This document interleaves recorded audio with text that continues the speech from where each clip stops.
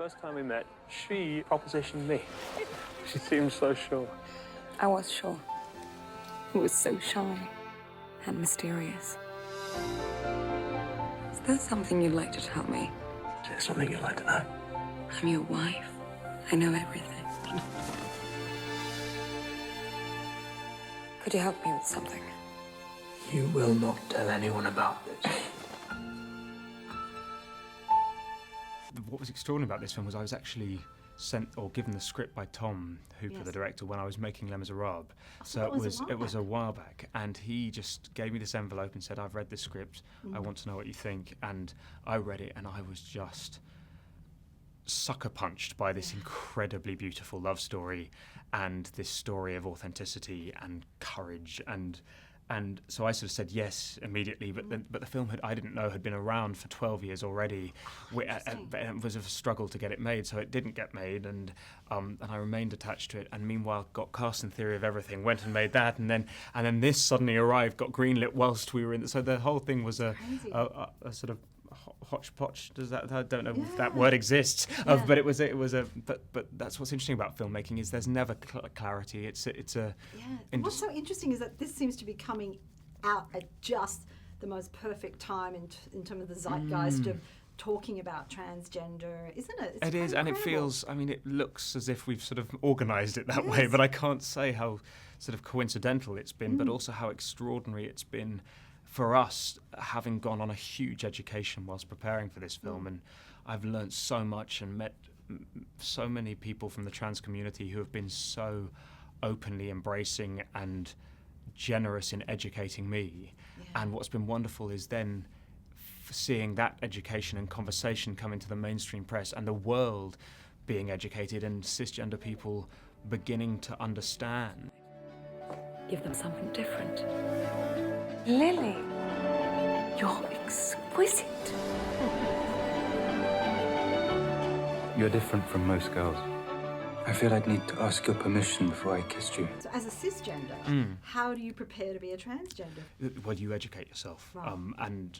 That's how I approached it. Lily is an icon within the trans community and a pioneer, and so I met many trans women, and I tried to meet trans women of different generations as well, and to meet their partners and to hear their stories. And what was extraordinary is that every single woman that I met, bar none, said, would open the conversation saying, "You can ask me anything."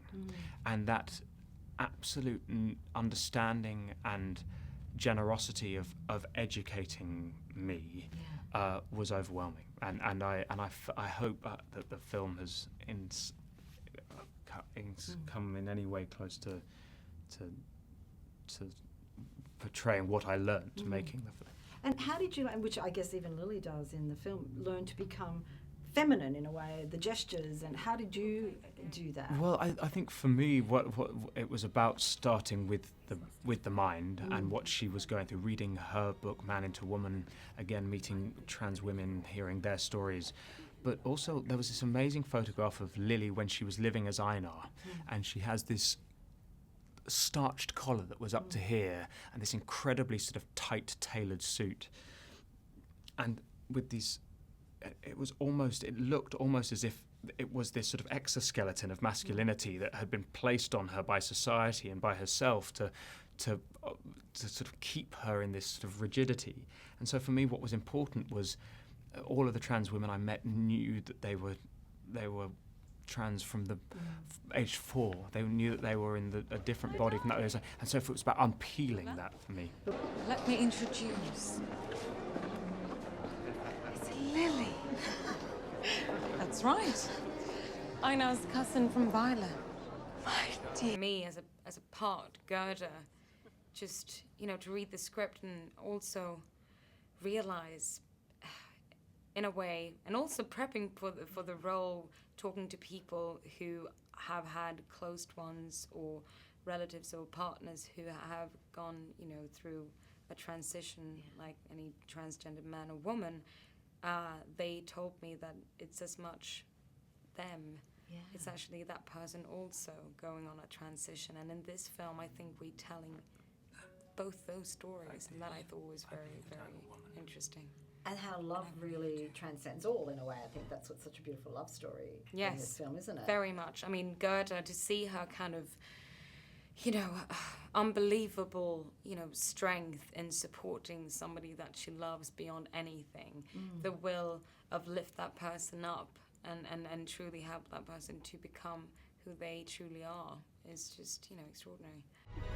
I love you because you're the only person who made sense of me. Who made me possible.